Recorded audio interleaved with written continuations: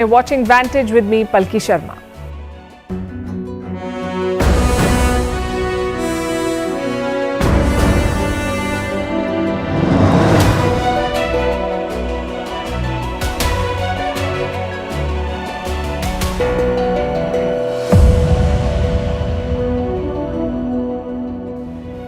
Hello again from our Mumbai studios. Our lead story tonight comes from Moscow. Putin's chef turned critic may be dead. That's Yevgeny Prigozhin. He's said to have died in a plane crash. Was he killed or was this an accident? Either way, it won't be the first time a Putin critic has died under mysterious circumstances. We'll tell you about other such cases. In South Africa, the Brics has been expanded. We'll tell you about the new members that are joining and what does it mean. After wheat, rice and onions, India may ban sugar exports as well. We'll discuss why. After yesterday's historic landing, what is the Chandrayaan doing on the moon now? Will Imran Khan's conviction be overturned in Pakistan? Why is there a traffic jam on the Panama Canal? What happened at the US Republican presidential debate? All this and more coming up. The headlines first. Japan begins releasing wastewater from the Fukushima nuclear plant. A furious China bans all seafood imports from Tokyo. Japan insists the water is harmless and the UN backs it. It's been 12 years since the Fukushima nuclear disaster. North Korea's second attempt to launch its spy satellite fails. Their first one crashed just 3 months ago. Kim Jong-un wants a military eye in the sky to counter the US in the region. In Pakistan, the owner and operator of the cable car have been arrested. They're accused of ignoring safety warnings. The cable car dangled over a ravine for hours. All 8 people on board, including 6 school children, were eventually rescued. India's chess genius Pragnananda falters at the last hurdle. Carlsen finally clinches the elusive Chess World Cup title. Pragnananda sets his sights on the 2024 Candidates Tournament. In it, the top 8 in the world will fight for supremacy. And get ready for the world's first AI Safety Summit. Britain will host the 2-day event in November. The focus will be on developing artificial intelligence safely. It comes amid warnings from experts of the dangers of AI without regulation.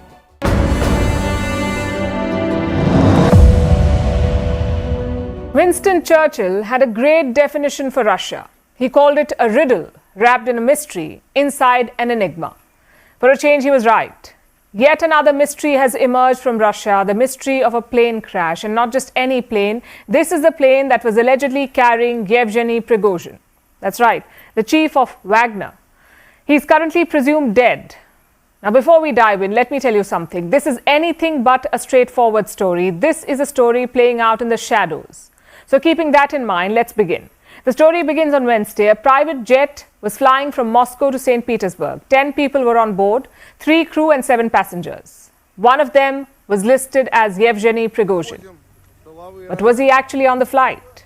We don't know yet. Either way, the plane crashed just north of Moscow. Russia says all 10 people on board are dead. And how did the plane crash? Again, we don't know yet. All we have is this video. Take a look. Пиздец, это беспилотник. Сбили, бабахнуло 2 раза, взорвалось, падает. Ты посмотри, падает.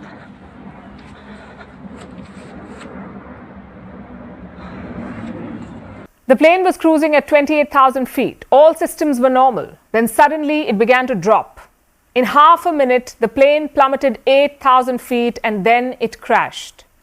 This was the scene at the crash site. A mangled fuselage, a lot of debris and a ball of fire. Some local residents did see the crash. Listen into their account. I hear an explosion or a bang. Usually, if an explosion happens on the ground, then you get an echo. But it was just a bang and I looked up and saw white smoke. One wing flew off in one direction and the fuselage went like that.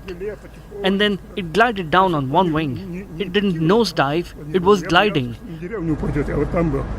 What is the Kremlin saying about this? Well, nothing so far, but Russia's aviation agency has launched an investigation. A team of officials has visited the crash site. It's all very low profile.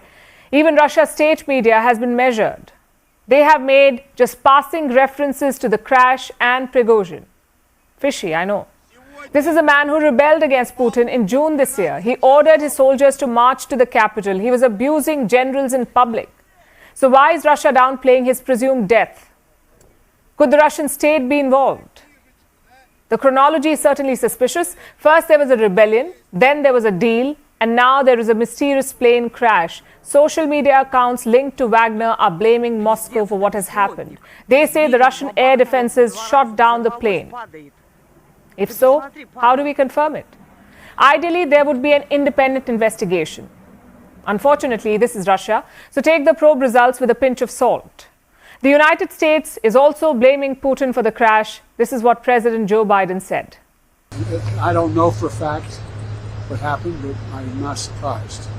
Do you think Putin was responsible? There's not much that happens when Russia is not behind. I don't know enough to know the answer. So many questions and very few answers. Like, what was Prigozhin doing in Moscow? He and his fighters had been exiled to Belarus. So why did he return? Also, why would Putin kill him now? And what happens to the remaining Wagner fighters? Only the Kremlin can answer these questions, but right now they're tight-lipped. Prigozhin was last seen in this video. He's seen in full combat gear. He's also holding up a rifle. This video was posted by the Wagner group on Monday. The location is somewhere in Africa. Prigozhin said his troops were fighting ISIS and Al-Qaeda. He said he was making Africa more free. Температура плюс 50. Все как мы любим. Wagner PMC conducts reconnaissance and search actions, making Russia even greater on all continents and making Africa more free. Justice and happiness for the African people. We are making life a nightmare for ISIS and Al-Qaeda and other bandits. Well, here's the thing. For most people in Russia, this plane crash is not surprising. Neither is Prigozhin's presumed death. What was surprising was what happened in late June. Putin decided to strike a deal with Wagner. Instead of crushing the rebellion, he chose negotiation, and that is not Putin's style. His rule is not based on accommodating dissent or cutting deals with political rivals. His rule is based on being unchallenged. So in the Putin playbook, Prigozhin had to go. If not in June, then later. But is that what happened? Well, I guess we'll never know. This plane crash will probably end up being another Russian mystery. But politically, what does it mean? It means that Putin is very much in control of the Russian establishment. All this talk of leadership trouble is unfounded. Because remember, this is not just any other critic. This is a man with 25,000 soldiers under his command, a man who was once called Putin's chef, a man who was still useful to Russia in far-off battlefields, and more importantly, a man who was popular in Russia. Just look at these pictures. People in St. Petersburg are lighting candles and offering flowers for Prigozhin. But in Russia, popularity does not help you, neither does a private militia. What helps you is loyalty to Putin. As long as Prigozhin was Putin's chef, he was safe. When the chef became the butcher, his plane crashed. So Prigozhin defied Putin, and now he's said to be dead. But this is not the first such case in Russia. Putin's critics always seem to meet the same fate. They're either in a crash, or they fall out of a window, or they are mysteriously poisoned. So is this all just strange coincidence, or is there more to the picture? Either way, one thing is for sure. If you challenge Putin, you have a target on your back. Our next report tells you about the curious deaths of Putin critics. The Soviet Union fell in 1991. In Moscow, it was a time of great turmoil. Russian intelligence was at a crossroads. The war that they dedicated their lives to was now over, and they were left to rebuild what was left. Sergei Skripal was one such intelligence officer, and so was Vladimir Putin. The two men had very little in common, but they chose very different paths. Putin went on to become the president of Russia, but Skripal, he joined the West. He spied for them. It was something Putin could never forget, betraying your own country. It's something he talked about a lot too. Skripal was found on a bench in England, foaming from his mouth. He was poisoned. He survived, but all the signs pointed to Vladimir Putin. The West accused Russia of a hit job. However, Kremlin denied the charge. Skripal, however, wasn't the only one. Take Alexei Navalny, for example.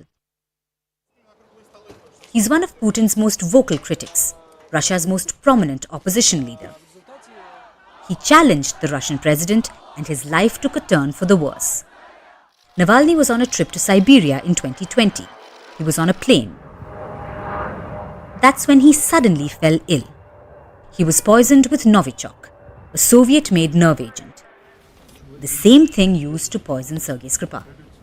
Navalny survived the attack, but he remains in jail.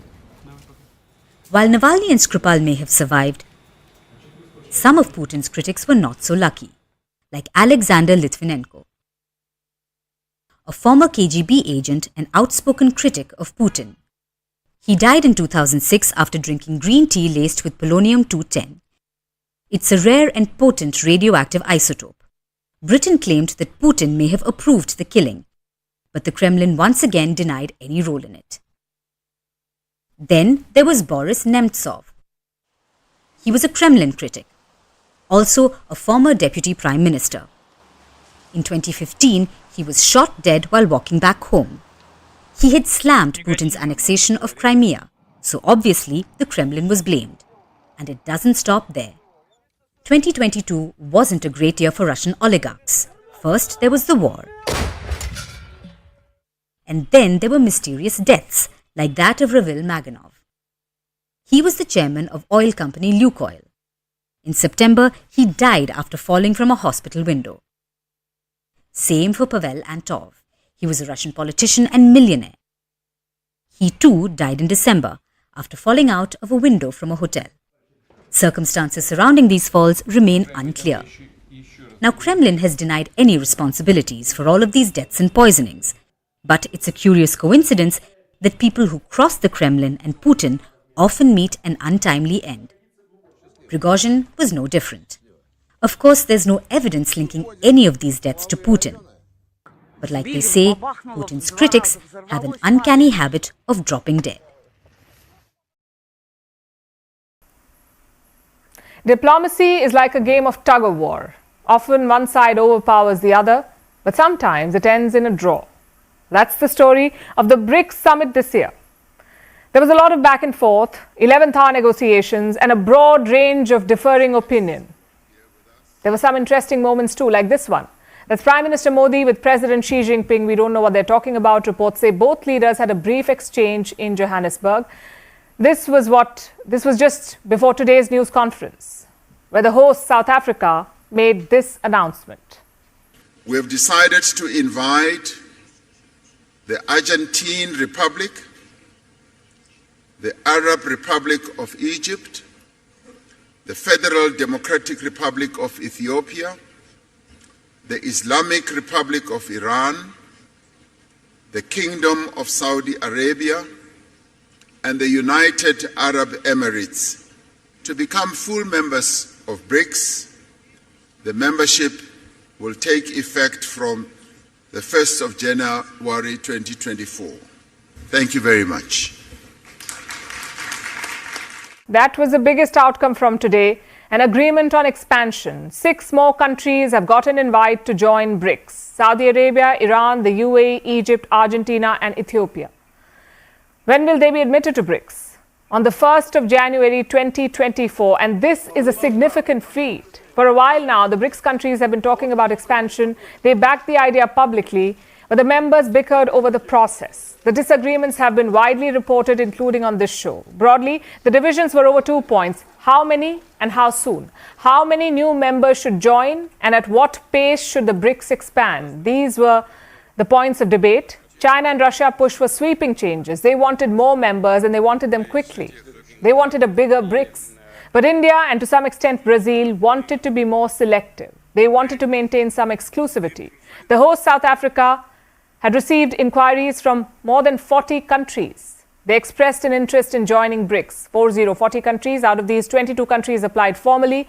So the pool of potential candidates was quite big. Ultimately, the group agreed upon 6 names. Right now, BRICS has 5 members: Brazil, Russia, India, China, South Africa.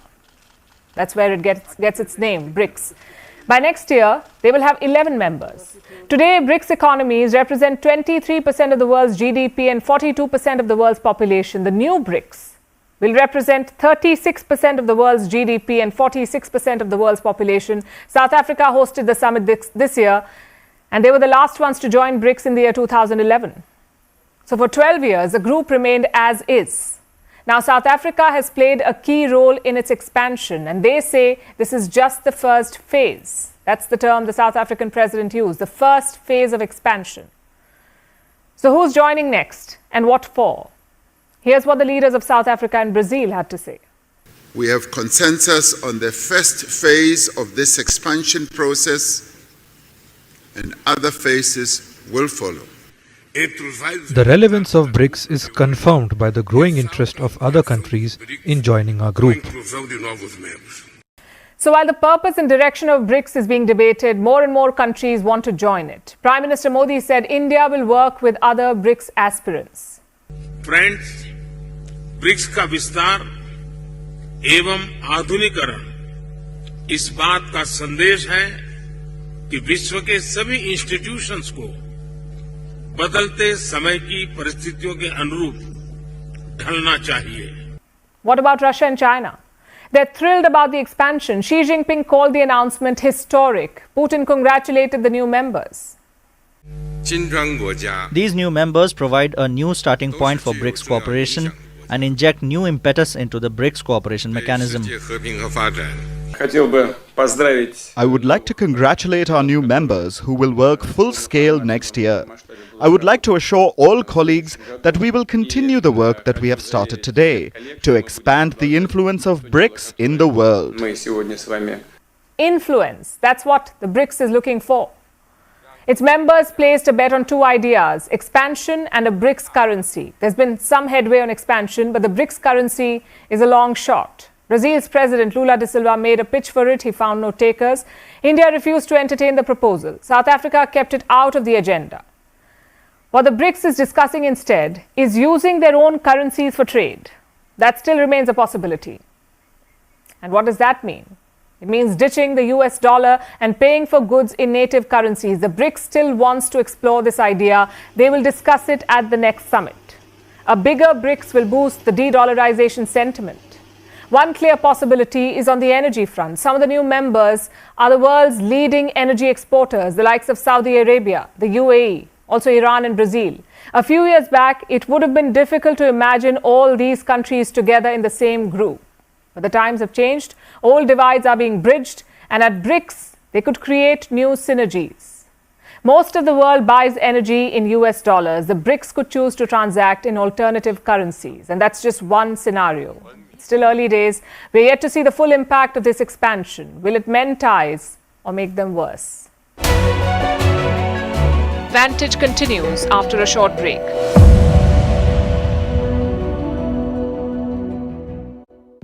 The biggest dream that every chess player has, which is to get to the candidate.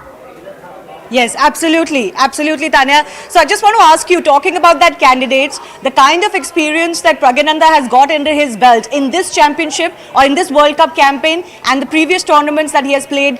Vishy was also talking about that in the last 3 tournaments, he's really upped his game and he's right up there, even his rankings, even though his rankings may not suggest so, but technically he's playing on par with some of the best in the world. So do you think this competition is going to give him a lot of confidence as he looks forward to Candidates 2024? Oh, 100%. And, you know, even recently the way he played in the Global Chess League, where he was actually part of the team, of the same team as Magnus. And he won every single game, taking down some of the biggest names. In this World Cup, he beat world number 3, he beat world number 2, both Hikaru and Fabi. He took down some of the strongest grandmasters in the world. And also against Magnus in the classical, both games ended in a draw. It wasn't meant to be the World Cup winner this time, but for sure, I think this shows that Prag is no more a prodigy or a talent or a potential. He's arrived and he's up there with the world's best. Absolutely. Pragananda has arrived, and in fact, this 18-year-old has very quickly become the new face of Indian chess. What do you make of his journey? Just phenomenal. I mean, at 18 to have this kind of achievement, this maturity, this composure, his unique ability to...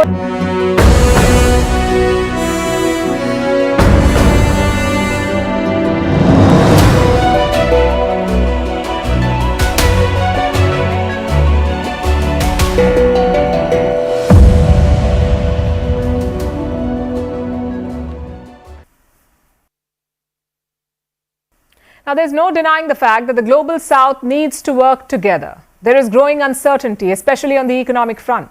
Food shortages are hurting economies and India is bracing for impact. Inflation remains an area of concern. Prices of basic food items are still high and India is being forced to take extreme measures. The list of export bans in India is growing. It started with wheat. India banned the export of wheat last year. Then some varieties of rice. Then onions. The latest addition to this is sugar. It could soon be on the same list, meaning India could soon ban the export of sugar too. A new report is out. It raises the likelihood of a complete and total ban on sugar exports. So far, India has been restricting sugar exports. The government set a quota for sugar mills, an export cap of 6.1 million tons. You could not export more than this. But now we are looking at the possibility of a total ban. So you save all the sugar output for the Indian market. When will the ban be implemented? If it is implemented, it should happen by October this year. And why is it necessary? Again, due to a shortfall in production. Two Indian states are the main hubs of sugar production, Maharashtra and Karnataka. Together, they produce more than half of India's total output of sugar. But this year, sugar production has taken a hit. The reason is the rainfall. It has been below average.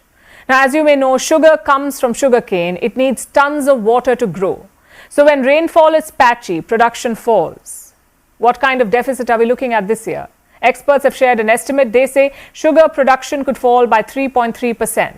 So it is a double whammy. Inflation is high and production is low. Hence the need for an export ban. The goal is to keep supplies steady for the domestic market and to prevent prices from going up further. As of today, there are no shortages. The move will be out of an abundance of caution. Indian kitchens are already under pressure. Prices of many food items are soaring, like tomatoes, onions, potatoes, and pulses. They've all become more expensive. The last thing you want is for sugar to go out of control. Internationally, prices are fluctuating. 2 weeks back, sugar prices surged in the international market. Traders were concerned about supply. Thailand is the world's third largest sugar producer, but this year Thailand too has struggled. Their output fell by 31% this year. India is the world's second largest sugar exporter. If India bans exports, there's bound to be a shortage in the international market. Sugar prices will rise, but the Indian market will be insulated because of the export ban. You see, India, like we said, is already battling high inflation. In the month of July, it stood at 7.44%. That's the highest in 15 months and almost 4% higher than the RBI's comfort level. The RBI is the Reserve Bank of India, the country's central bank. Their inflation target is 4%. If it's at 4%, the RBI is okay with it. But right now, inflation is almost 8%. So urgent steps are necessary, but they may not be enough. Food shortages may become a long-term challenge for India. We are in the monsoon season. The rain has been uneven in many parts of the country. Farmers have fallen behind. This is the time they used to plant summer crops like rice, cotton, corn, soybean. This is when they plant it. But this time farmers are sowing up to 40% less than normal.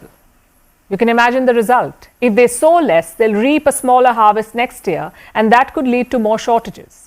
New Delhi realizes this. It's preparing for a prolonged battle against inflation. Reports say they're reallocating some budget funds.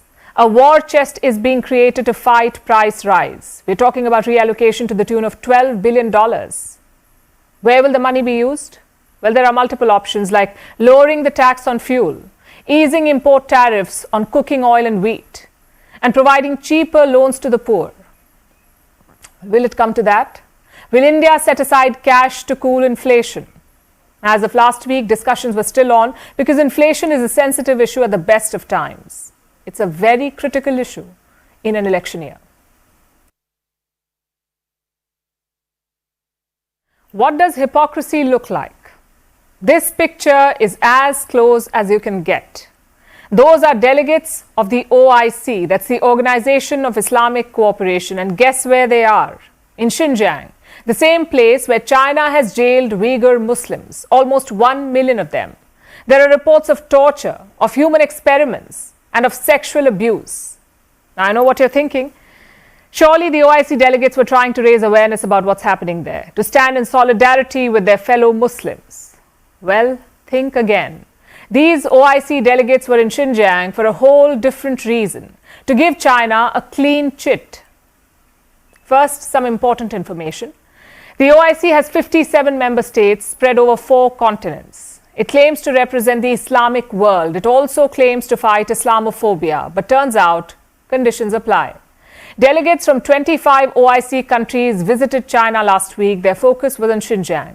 The region has a population of 25 million, and around 11 million of them are Uyghur Muslims. Beijing has given this community of 11 million a choice: get brainwashed or get jailed. The world knows this. Many countries have declared the Uyghur crackdown a genocide, but the OIC delegation did not see any of that. They were busy ogling at the so-called development.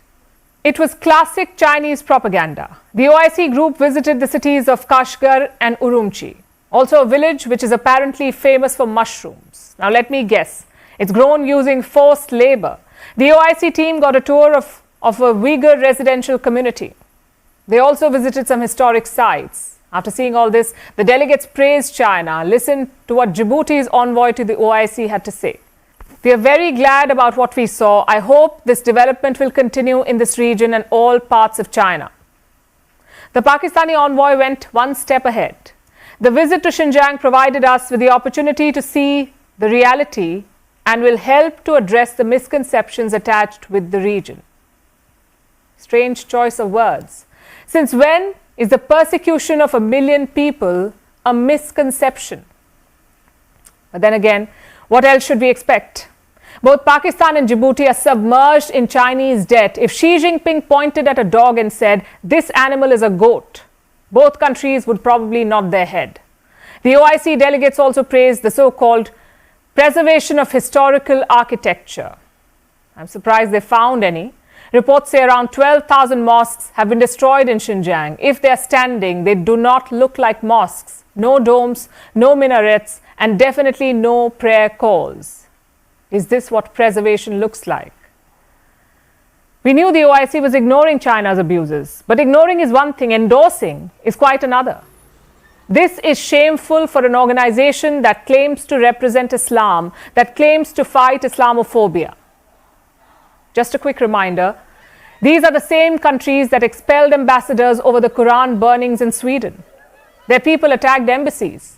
But in China, they're enablers of a 21st century genocide, and the reason is quite simple. It's money. Most of the Muslim nations are based in West Asia and North Africa. Their staple is oil. And who is the biggest buyer of oil? China. It makes up around 13% of global consumption. Another factor is trade. Look at the so-called leaders of the Islamic world. Saudi Arabia, the UAE, Iran. China is their biggest trading partner. So what do these countries do? Well, until now, they ignored China's Uyghur genocide. I guess now they will start endorsing all of it. This episode shows the reality of the Organization of Islamic Cooperation. They breathe fire when a Quran is burnt in Europe or when the Prophet is caricatured. They always have something to say about Kashmir, but they barely flinch at a genocide in China. The OIC does not represent Muslim interests anymore. It represents the hypocritical ruling elite.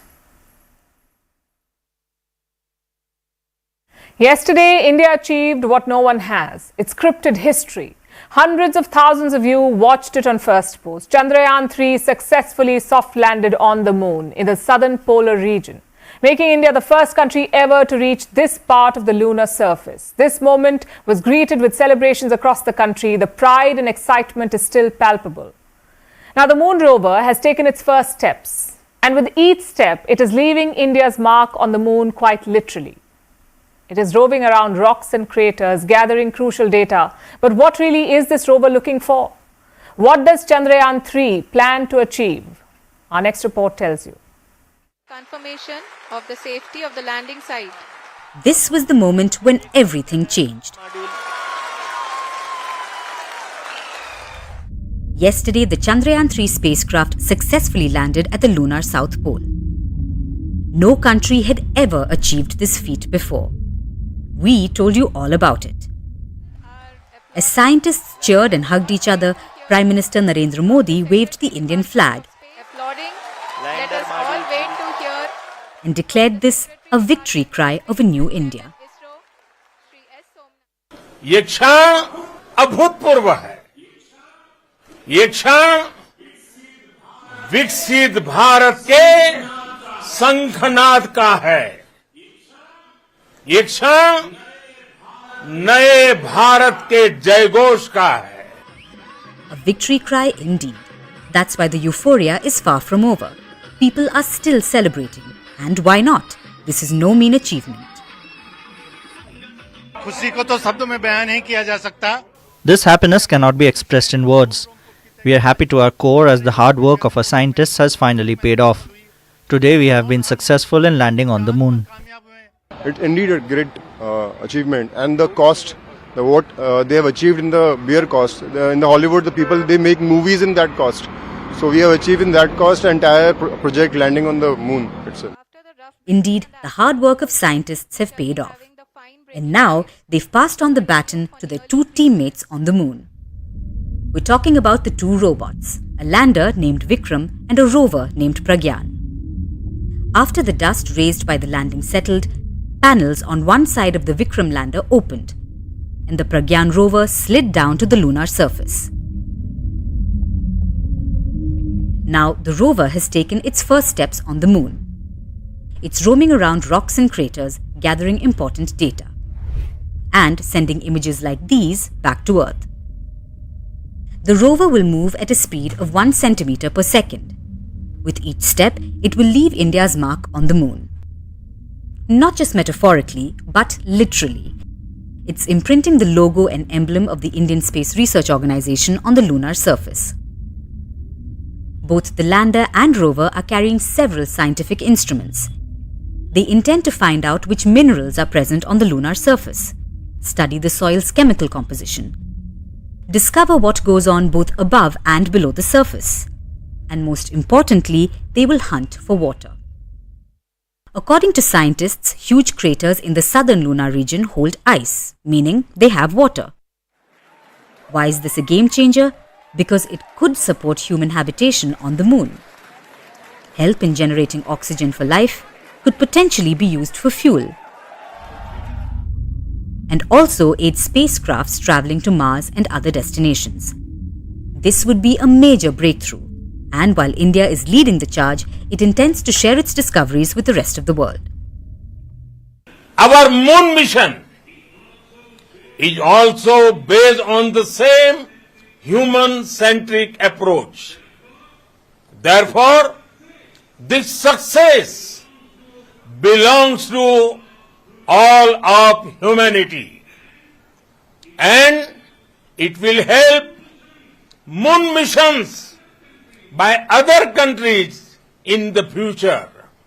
Chandrayaan 3, that is science data, it is not only for India, it is for the global scientists. So this data that the scientists will be using globally, and they will discover some new things from this data. With the successful landing of Chandrayaan 3, India has already scripted history, but is far from resting on its laurels. With every step India's rover takes on the dark side of the moon, it will throw light on our understanding of it. Our next story is from Pakistan. Their soap opera starring Imran Khan has a fresh twist, one that could get the former Prime Minister released from jail. Let me explain. Imran Khan's arrest was ordered by a trial court in Pakistan. So like most convicts, he appealed it both at the Supreme Court and the Islamabad High Court. Now on Wednesday, the Supreme Court of Pakistan took up his appeal. The Chief Justice seemed to be in Imran Khan's corner. Listen to what he said. Prima facie, the decision by the lower court contains defects. But we will not intervene at this stage, rather wait for the outcome of the High Court decision. Now this is big. The Chief Justice says the conviction was defective. So why isn't the court reversing it? Because the same case is also being heard by the Islamabad High Court. The Chief Justice says we'll wait for the High Court's order. Then we will take a call. Imran Khan supporters are calling this a big win. They feel the top court will reverse the conviction. But why not the High Court? Let's say it's more dicey. Imran Khan has accused the Islamabad High Court Chief Justice of bias. He wants all his cases transferred elsewhere, maybe Peshawar or Lahore. If the Chief Justice sticks to his words, the conviction could be reversed. What happens then? Well, the army has multiple options. Imran Khan's current conviction is under the Tosha Khana case for the gifts that he received as Prime Minister. He is accused of selling those state gifts. But it's not the only case. Imran Khan has more than 150 cases against him. So if this doesn't work out, the army can always use another one. In fact, the plan is already in motion. Today, an anti-terror court allowed the arrest and interrogation of Imran Khan. In which case? Well, you may remember an incident from May this year. That's when Imran Khan was first arrested. Thousands of his supporters rioted in response. They attacked the military commander's house in Lahore. Imran Khan is accused of instigating that, of plotting the attack on a military asset. So if not corruption, then something else. The army is not going to let Imran Khan walk out of jail, especially not before elections. But how long will this cycle continue? Will it go on until the army exhausts all 150 cases? I know it sounds absurd, but at this point, anything is possible in Pakistan. The army clearly did not expect this matter to escalate this much. They thought the arrest would be the end of it. But Imran Khan is getting support from unexpected quarters. First, it was the President of Pakistan. He denied signing bills that strengthened the army. And now it's the Chief Justice. Pakistan's ruling coalition has sensed a trend. Their de facto chief, Nawaz Sharif, has broken his silence. He says the top judiciary is trying to protect Imran Khan. Listen to this. Today, the Chief Justice is trying to protect a man who is accused of stealing billions in multiple cases. The former Chief Justice was eager to push me against the wall. The current Chief Justice is determined to save Imran Khan. Now, I must say, Nawaz Sharif does not look like a convict out on medical bail. He looks like a politician eager to get back. But even that depends on many factors. Shehbaz Sharif says his brother Nawaz will face the law. And by law, he means the court. He will face the court. But if the courts cannot be trusted, how will Nawaz Sharif return? So Pakistan's political crisis is far from over. In fact, it's getting worse by the day. The President, Arif Alvi, is more emboldened. He has written a letter to Pakistan's Chief Election Commissioner. The President says it is his duty to conduct elections within 90 days of the Parliament being dissolved. And the Parliament was dissolved on the 9th of August, so elections should be held by November. The President wants to meet the Election Commissioner and fix a date. But the poll body chief says, what's the point? Pakistan's outgoing government had amended the election laws. The new law says only the Election Commission can announce elections, not the President, only the Election Commission. So what trumps what? The Constitution, which says the President should hold elections, or the new law, which empowers the Election Commission to do that? I'm guessing that's another job for the Supreme Court of Pakistan. What we're seeing is the implosion of a country's political system. The President is at war with the Election Commission, the Supreme Court is taking on the lower courts, and the caretaker government is clashing with the President. The only question is, when or if will the army lose patience? And now let's turn our focus to Central America. That's where one of the world's largest traffic jams is taking place, though it's not the usual type of blockage. It's a traffic jam in the sea. More than 100 ships are currently stuck near Panama. The Central American nation is home to an engineering marvel, the Panama Canal. It allows ships to travel between the Pacific and Atlantic Oceans, helping save billions in transport costs. But the canal has been under a lot of pressure lately.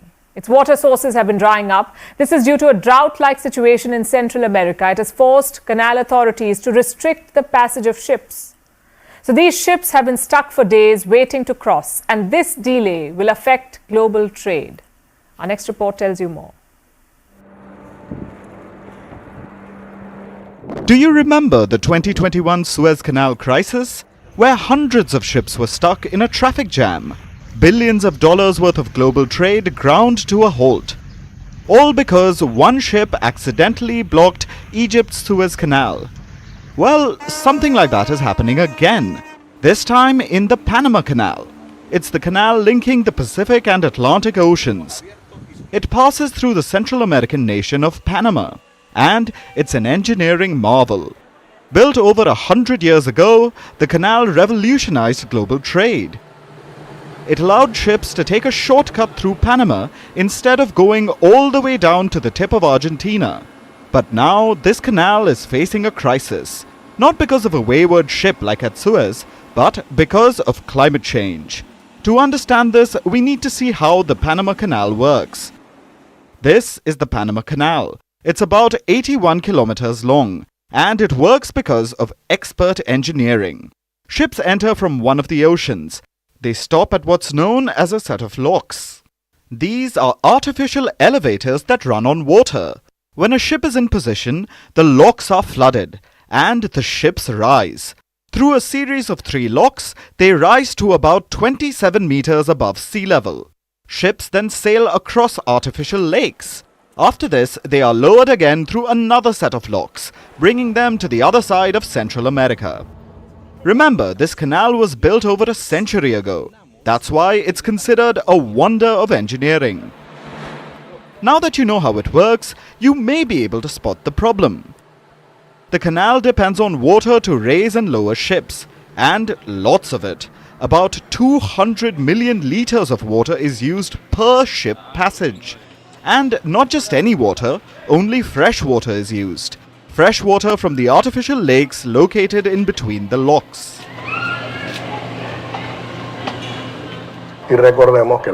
We must remember that the big disadvantage that the Panama Canal has as a maritime route is that we operate with fresh water, while others use seawater. Every time we open the gate that leads to the sea, seawater is mixed with fresh water. And the larger the gate is, the greater the volume of salt water that enters the system. These artificial lakes also provide drinking water to millions of people. So, what happens when there's a drought? What happens when Panama is forced to conserve water for its residents? Exactly what's happening now. The Panama Canal has restricted the number of ships allowed to cross each day. It's down to 32 ships. It used to be 36 up until June. At peak efficiency, the canal could allow 40 ships to pass every day. Because less ships are allowed to pass, we have a traffic jam forming. There have been various reports about the number of ships stuck. Some say 200, others claim around 150. The Panama Canal authorities issued a clarification yesterday. They said 131 ships were stuck, down from a peak of 165 2 weeks ago. The authorities also said that the crossing delay had reduced by 50%. Now, ships only had to wait about 10 days on an average, as the jam was actually clearing up. The monsoon has also arrived in Panama. So, it will help replenish the artificial lakes in between the canal locks. But the canal authorities are still worried, because they aren't out of hot water yet. Literally, because 2023 is an El Niño year. It's a natural weather phenomenon that occurs every few years. It heats up the oceans and causes water bodies to evaporate. This year's El Niño is expected to be worse than usual because of the effects of climate change. This year, 2023, as a result of this anomaly in the temperature of the Pacific, evaporation has increased a lot. And what happens? As a result of this active event, this El Niño event, the rainy season started late and weak, if we can call it that. And we are expecting the 2023 El Niño to become much more severe by the end of the year. So that scenario looks pretty grey. The restrictions to the number of ships passing will remain, possibly till September 2024. So, to avoid traffic jams, shipping companies may need to look at alternative routes. But this would mean huge losses for Panama. In terms of tolls alone, the water shortage will cost $200 million. We have to find other solutions to remain a relevant route for international trade. If we don't adapt, we are going to die. Panama's authorities think it's time for change, that the over-century-old engineering marvel needs to adapt to climate change. If not, the global climate crisis will claim the Panama Canal among its victims. The elephant. It is a widely recognized symbol of the Republican Party. But at the first US presidential debate, there was only one elephant in the room: Donald Trump, the one who did not show up. On Wednesday, 8 Republican candidates took the stage, including Florida Governor Ron DeSantis, former Vice President Mike Pence, businessman Vivek Ramaswamy, former South Carolina Governor Nikki Haley, and others. This was the first Republican presidential debate of the season, so obviously there were some fireworks. The candidates sparred, they exchanged blows, they slammed Biden and the Democrats, they debated abortion and aid to Ukraine. This is disastrous, that we are protecting against an invasion across somebody else's border when we should use those same military resources to prevent across the invasion of our own southern border here in the United States. All in all, it was perfect television. But was America tuning in? Not really. You see, these 8 people may have been on stage, but the spotlight was still stolen by Donald Trump. The former president boycotted the showdown. Instead, he chose to do an interview. So why was he not on stage? Because Trump does not think it is necessary. He believes he's miles ahead of all candidates. And while Trump may have been absent, it was all that the candidates talked about. If former President Trump is convicted in a court of law, would you still support him as your party's choice? Please raise your hand if you would.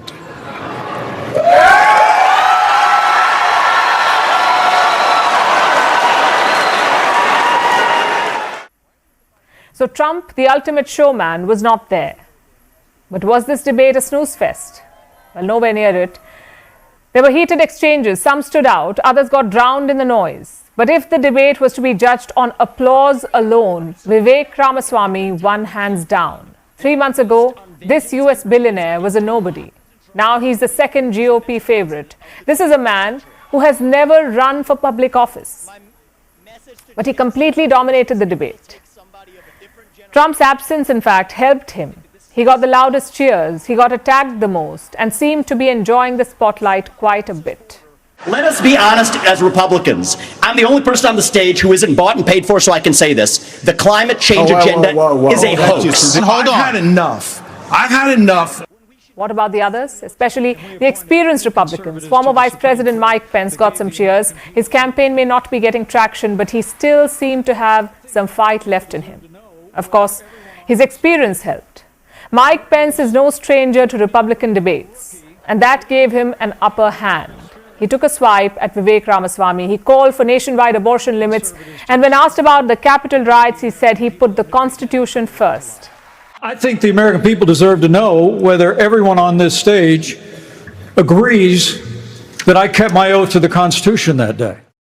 Nikki Haley was the only woman in the room. She too fought it out and even quoted Margaret Thatcher in the process. This is exactly why Margaret Thatcher said, if you want something said, ask a man. If you want something done, ask a woman. So Ramaswamy, Pence and Haley shone bright. What about Ron DeSantis? At the beginning of this year, the Republican race was a 2-man contest. Donald Trump versus Ron DeSantis. But the Florida governor has since tanked. DeSantis tried to fight back on stage, but without Trump, he was merely shadow boxing. None of his hits actually landed. Here's the thing. This election is not about January 6th of 2021. It's about January 20th of 2025, when the next president is going to take office. Will this debate change the Republican field? Well, it's highly unlikely. Trump is still riding high on the polls, but the second place is still up for a toss. There was a tie between Vivek Ramaswamy and Ron DeSantis, but after the debate that we saw, Ramaswamy seems to be soaring high. Many even called it the Vivek show. Will that be enough for him to take on Trump, though? He may not have that much political clout, and honestly, he may not even want to, but as an outsider, he has established one thing, that he's here to stay in the race. As for Donald Trump, he won it without fighting it. His influence seemed everywhere, even the clothes that the candidates wore on stage. All 7 male candidates lined up wearing dark suits, white shirts and red ties, an echo of Trump's standard attire. It goes on to show that even when Trump is absent, his presence still looms large over the Republican Party. Our next story also comes from the US, where about 20 years ago, a woman named Anne suffered a stroke. She became severely paralyzed. She lost the ability to speak, but now she can talk simply by thinking. All thanks to artificial intelligence. It has created her digital avatar. AI translates Anne's brain signals into speech and facial expressions of the avatar. It even speaks with her voice. This is being hailed as a huge advance. Nothing like this has ever been done before. So how does it work? Also, could this help transform the lives of people who have lost their ability to speak? Our next report tells you. This is Anne, a 47-year-old American woman. 18 years ago, she suffered a stroke. It severely paralyzed her. She lost her ability to speak. She can't type either. So, she normally communicates with a speech synthesizer, a terribly slow machine used by many like her. How does it work? Patients spell out words using eye or facial movements. The machine tracks this and selects letters quite slowly, making about 14 words per minute. This can be frustrating and makes natural conversation impossible. But now, thanks to artificial intelligence, Anne is able to speak through a digital avatar. AI translates her brain signals into speech and facial expressions. It even speaks in her own voice. Anything is possible.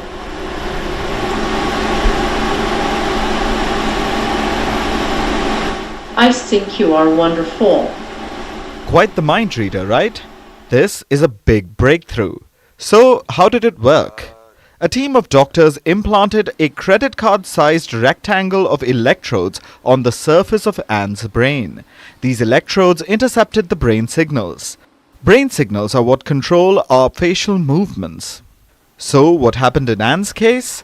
The electrodes helped translate these brain signals into a digital avatar, which smiles and frowns the way Anne would.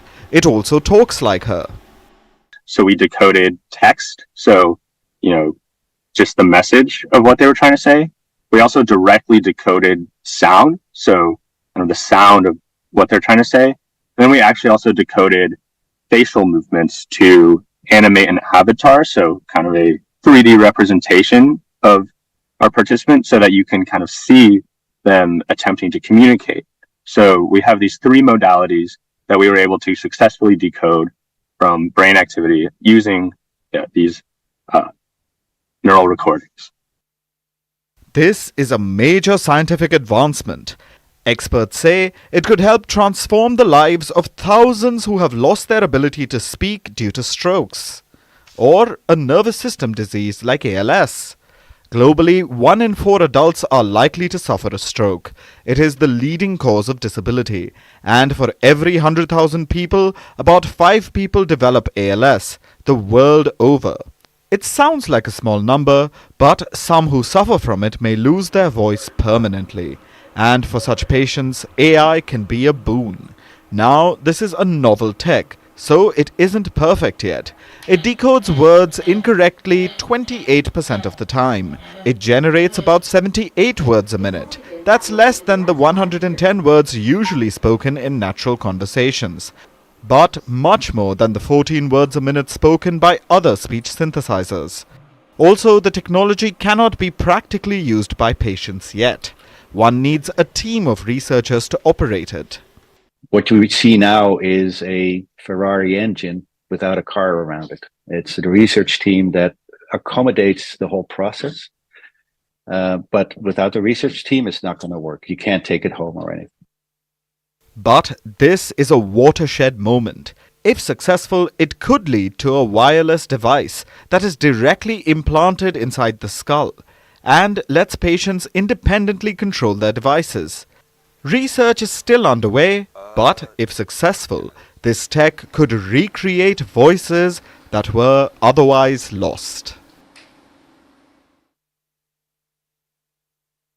And now it's time for Vantage Shots, images that tell the story, starting with South Africa. Something really fishy happened with Chinese President Xi Jinping and his aide.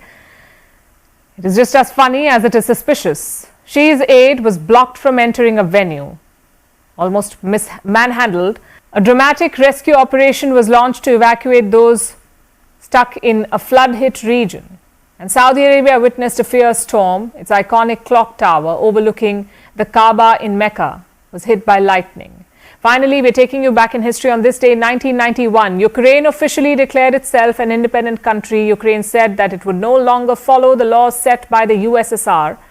Eventually, in December, voters approved a referendum formalizing Ukraine's independence. We're leaving you with that. Thanks for watching. We'll see you tomorrow.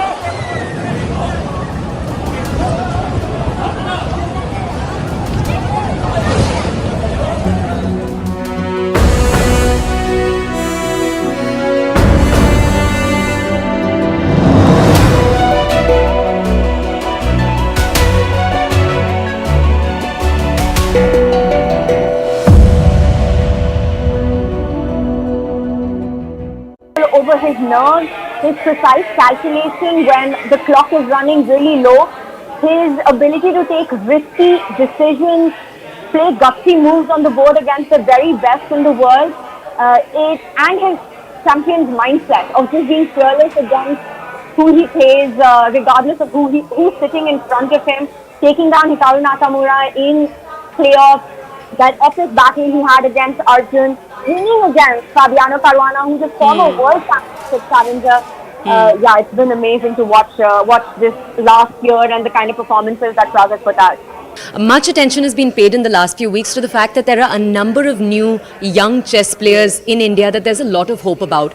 What is this going to mean for them, for the chess ecosystem?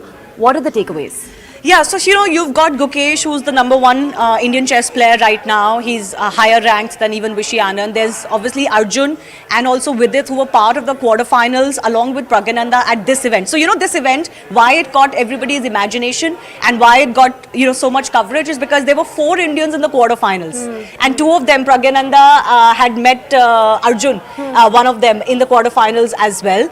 So 4 Indians in the quarterfinals of the World Cup in itself was a big thing to look forward to.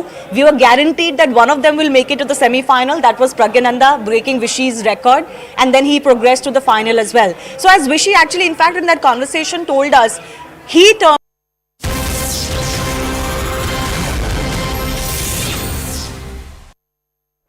A very warm welcome. You're watching Breaking on News 18 with me, Akanksha Swaroop. We dive into this segment with the latest coming in straight from the BRICS summit.